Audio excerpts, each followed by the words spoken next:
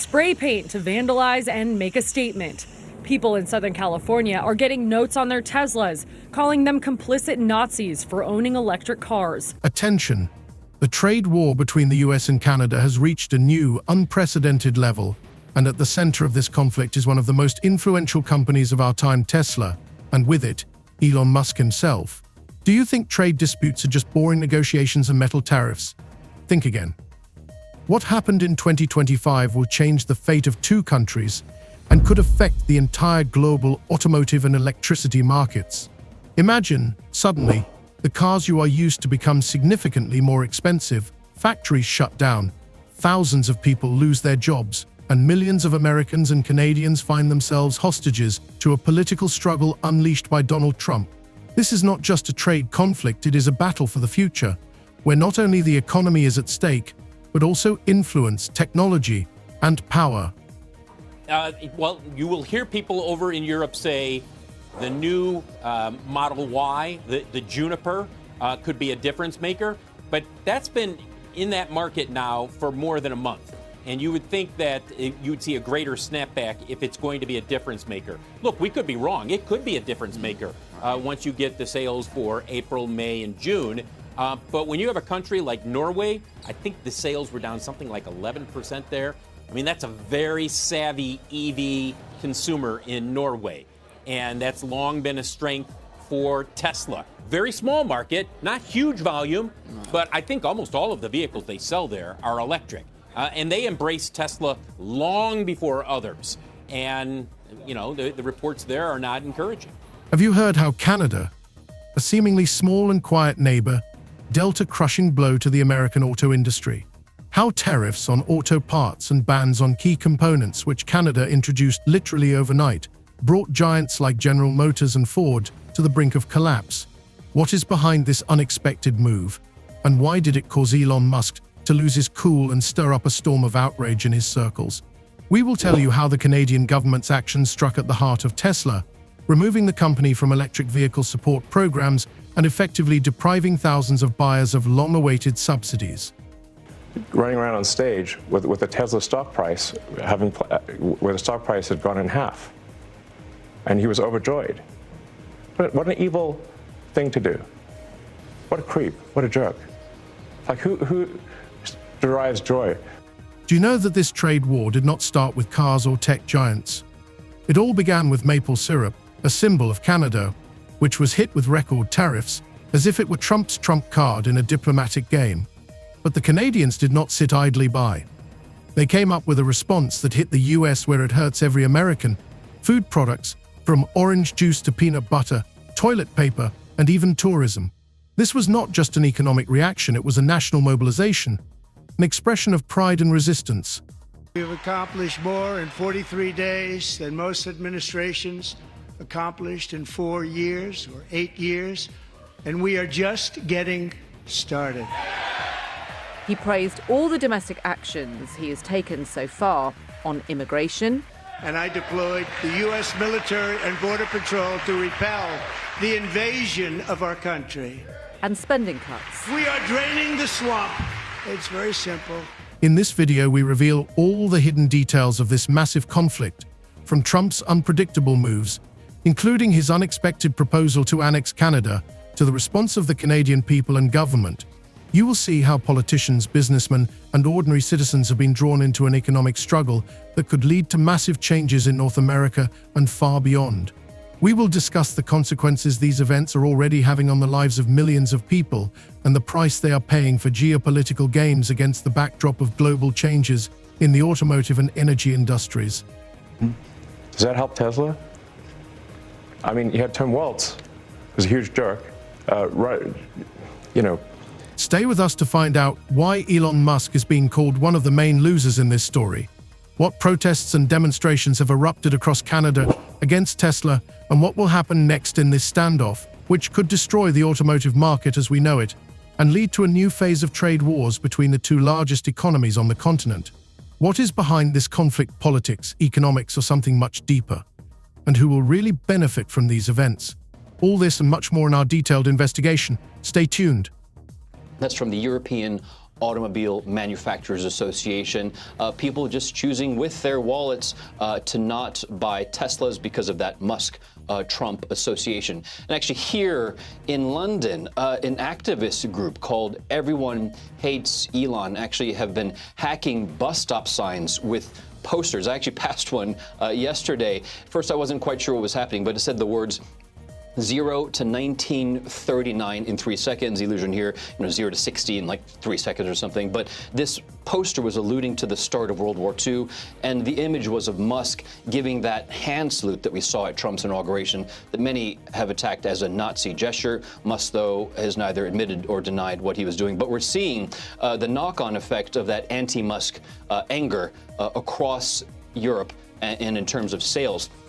Donald Trump, who returned to power in 2025, immediately set a new, aggressive course in his foreign policy and trade relations, especially with Canada, one of the United States' oldest and most stable partners. His Easter message on social media was the first high-profile statement that both surprised and alarmed the public. In it, he sharply criticized his opponents and skeptics, but at the same time, almost imperceptibly, wished them a happy Easter. This dual message did not look like a mere political statement. It signaled that the president was ready for a tough fight and that no one would escape the consequences. It was already clear that America was entering a new phase of trade conflicts, and Canada, despite its long-standing friendship and close economic ties, found itself at the center of the storm. Outperforming as well in some cases, doing better than Tesla.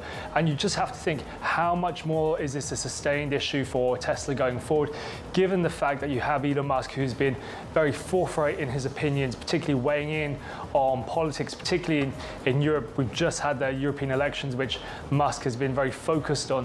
But across the piece, when you look at the performance for Tesla in Europe, it's not just in small countries. There are a lot of countries where Tesla has been performing badly, including in Germany, in the UK, where it has been lagging, and Spain as well. The new round of tensions began with the introduction of large-scale tariffs on Canadian goods, which Trump referred to as educational measures. In practice, this meant that a number of vital Canadian exports were hit hard, including timber, aluminum, steel, petroleum products, and the country's national symbol, maple syrup. These tariffs reached 70%, effectively eliminating the ability of Canadian producers to compete in the US market. But beyond the official explanations, there were numerous rumors into reports that Trump's real motivation was personal resentment over the Canadian government's refusal to accept his proposals and concessions. Allegedly, even in closed diplomatic negotiations, the US president insisted on a radical step discussing the idea of annexing Canada into the US, motivating this by the strategic necessity of strengthening the North American continent under a single flag. According to several unnamed sources, this initiative shocked Canadian officials and the population. Initially, it was perceived as a bad joke or provocation, but subsequent actions by the US administration showed that Trump was serious about achieving his goals. This ultimatum prompted an immediate and harsh response from the Canadian Prime Minister and Parliament, who issued an unequivocal rejection. The reaction was so decisive that all negotiations and diplomatic ties instantly began to collapse. The Canadian side perceived this as an attempt at economic and political pressure, which led to a sharp deterioration in relations. Within weeks of Trump's refusal, the trade war escalated, tariffs on Canadian goods rose to record levels, and the process did not slow down. Sources within the US administration claimed that Trump intended not simply to punish Canada, but to bring about the complete economic collapse of its neighbor in order to regain lost control over key resources. I mean, the things that he's doing is not trying to make America better. He's ruining our infrastructure, every department in our government he's ruining, and he's right now destroying our economy. He's taken away all of our allies. We're a pariah in the world. Trade between the US and Canada, which for decades had been a model of mutually beneficial partnership, turned into a tense and conflict-ridden arena. The same Americans who used to travel to Canada for maple syrup or skiing holidays now faced border delays, strict checks, and high prices. Canadians, in turn, were outraged by how easily established economic ties could be broken and began to actively protest, from mass demonstrations in Ottawa to public campaigns on social media. Behind this economic conflict lay not only economic interests, but also a deep political struggle. Trump, known for his ability to use nationalist rhetoric and tough measures, gained support from a segment of voters who saw the hardline policy against Canada as a way to restore America's influence on the world stage. Within the US, this caused polarization. The business community and industrialists warned of negative consequences, but the president's political team believed that toughness was the only way to succeed. Well, this feels more like a Tesla-only story when you look at just this fall in EV sales for them that they're suffering across Europe, down 45% in January. The wider EV market in Europe up 37%, so rivals are catching up and performing. The situation in Canada was dramatic. Prime Minister Justin Trudeau, facing domestic outrage, began working on countermeasures to protect the economy and preserve sovereignty. However, the initial shock of the ultimatum and the tariffs that followed put the country in a difficult position. Many Canadian businesses were on the verge of bankruptcy, especially in agriculture, forestry, and metallurgy. For the first time in a long time, Canadians felt that their country could be brought to its knees by economic pressure from a neighbor and ally. A 371, most were saying 350 to 360. Now they're coming in at 336,068. Production of 362,615. So for some point of reference here, you're going back to Q2, maybe Q1 of 2022 in terms of the last time that they had production this or deliveries this low for one quarter. So again, Tesla deliveries worse than expected at just over 336,000 deliveries in the first quarter. Guys, I'll send it back to you. That's horrible. Can I just ask Phil, how about the Cybertruck? How's that doing? You got a little inventory there in the Cybertruck? Alongside official policy, a sense of national pride and determination not to give in to pressure grew among the public. Mass protests took to the streets, with people chanting slogans such as "We are not commodities," "Canada is not for sale," and "Stay away from our borders." Musicians, cultural figures, and hockey stars, who traditionally play an important role in national identity, issued statements supporting Canada's position. This nationwide mobilization showed that ordinary people were not going to put up with attempts to subjugate their country by force and threats. At the same time, the US economy also began to feel the effects of the conflict. Higher tariffs on Canadian materials and products led to increased production costs in many industries. American manufacturers faced raw material shortages and rising prices, which were passed on to end consumers. The first signs of job cuts, falling production volumes, and rising inflation appeared on the market. Despite Trump's statement that this is the most beautiful trade war in history, analysts warned that overly harsh policies could lead to serious shocks in the economies of both countries. After Trump imposed those sweeping 25% tariffs on aluminum and steel imports, the European Union retaliating with tariffs on up to $28 billion of U.S. goods. Trump making it clear this isn't over, vowing to respond in kind with sweeping retaliatory tariffs early next month. They're doing what they should be doing, perhaps, for the European Union, but it does create ill will. And as you know, we're going to be doing reciprocal tariffs. So whatever they charge us, we're charging them. Canada also striking back with new tariffs on $20 billion worth of U.S. goods, mostly steel and aluminum, but also computers and sporting goods. Thus, the first months of 2025 were a time of dramatic changes in North American trade relations. Trump's return to power marked not only a new political phase, but also the beginning of a large-scale economic confrontation that affected millions of people. What began as a diplomatic incident and an ultimatum escalated into a full-scale trade war with unknown consequences for both the US and Canada. And this was only the beginning of what would soon turn into a real battle for control over strategic resources, markets, and technological innovations.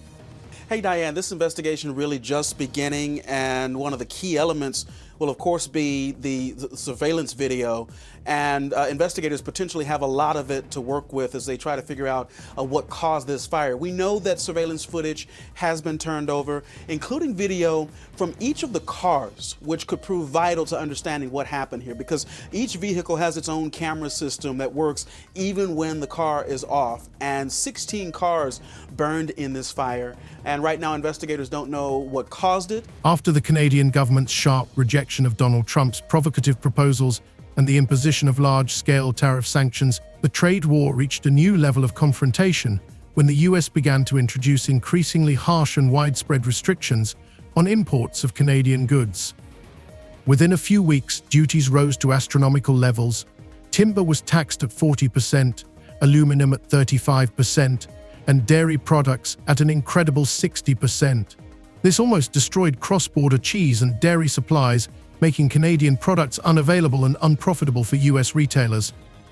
The energy sector, traditionally one of the pillars of the Canadian economy, suffered no less. Oil and gas were hit with a 25% tariff, which unexpectedly complicated the work of American oil refineries, which were heavily dependent on Canadian raw materials. Tesla shares have slumped by more than 9% amid a fall in sales in Europe. The electric vehicle maker posted lower sales across 5 European countries, including France and the UK. Joining us now to discuss this is CBS News foreign correspondent Remi Inocencio.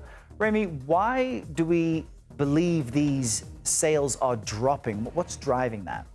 Sure. Well, Errol, basically what Elon Musk has been talking about over the past, say, few months, ever since Donald Trump's election back to the White House, that has been fueling this anger, this frustration, some even say disgust towards Musk, and they're taking it out on Tesla. Tesla now feeling the pain. But because of what's happening here in Europe, Tesla sales fell by nearly half across the continent just last month, 45%.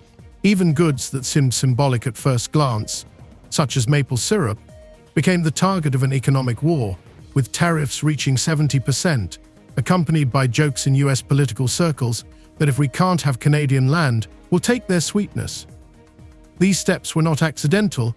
They were motivated not so much by economic as by political goals to show Canada that refusing to cooperate and ignoring ultimatums would have serious consequences.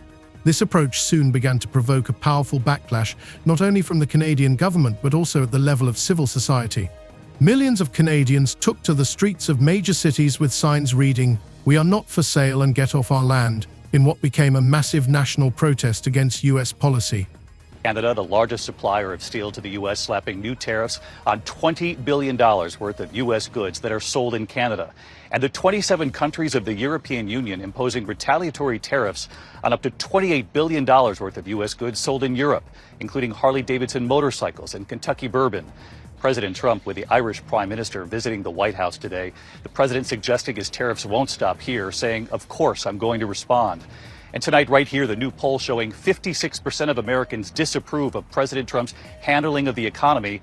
The number's even worse now on the president's tariffs. Another unexpected but highly effective response was a tariff on alcoholic beverages from the US. Whiskey, bourbon, and beer rose sharply in price, causing Canadian consumers to shift their preferences to local drinks. In pubs in Alberta and Quebec, Jack Daniel's and other American brands were replaced by Crown Royal and Canadian Club, which was seen as an expression of national solidarity and protest. In this economic war, even toilet paper became a symbol of resistance. Although Canada did not stop exports, the price increase for American brands encouraged consumers to choose Canadian equivalents, strengthening the domestic market. The next step was restrictions in the industrial sector. The Canadian authorities imposed duties on paper products, plywood, and construction materials, which led to delays and increased costs for construction projects across the United States. Over the last couple of months. But the other thing that this could potentially be is an attempt at readjustment or correction by the Trump administration, in that one of Trump's closest kind of allies and supporters, and someone who's clearly very influential in the administration, is coming out to kind of push back against the recently implemented policies. So I'm thinking, or maybe hopeful is the right word, that this might be a signal that the administration is considering walking back some of those policies. These measures significantly complicated the lives of American contractors and manufacturers, who were already facing inflation and labor shortages. But perhaps the most serious blow was the tariff policy on coffee. Although Canada does not grow coffee, it is a major importer of American coffee brands. The tariffs imposed on American coffee products led Canadian cafes to switch to European varieties or to roast their own beans, which reduced demand for products from the US. This seemed like a minor issue, but it actually hit an entire market segment and demonstrated the depth and sophistication of Canada's strategy. Worse than expected. 336 368 vehicles, 336,068 vehicles delivered in the first quarter for Tesla. For a point of reference, the street was expecting, the street account was expecting, based on analyst expectations. However, the meat industry was hit the hardest. American beef and pork producers, especially in the Midwest, had long depended on the Canadian market, which suddenly became unavailable or significantly less profitable due to the new tariffs. Canadian butchers and farmers proudly began promoting local products, while American suppliers were faced with overflowing warehouses and growing debts. This blow significantly weakened the position of American agribusiness, causing alarm on Wall Street and among farmers. There was even talk of plans by the Canadian government to extend tariffs on American corn and wheat, which could have been the next serious threat to the U.S. KTLA Samantha Cortese joins us live with more on the wave of vandalism in protest of Elon Musk and his role in Washington. Sam? Hi, Sharon, Micah. The ATF and FBI are collaborating with federal, state, and local law enforcement to investigate acts of domestic terrorism surrounding Teslas. Public opinion in the U.S. began to change. Small city restaurants complained about a shortage of cheap peanut butter. Alcohol distributors reported a sharp drop in sales, and farmers felt the pinch. Many felt that the trade war started by politicians was affecting ordinary people who had no part in the conflict and were simply forced to bear the consequences.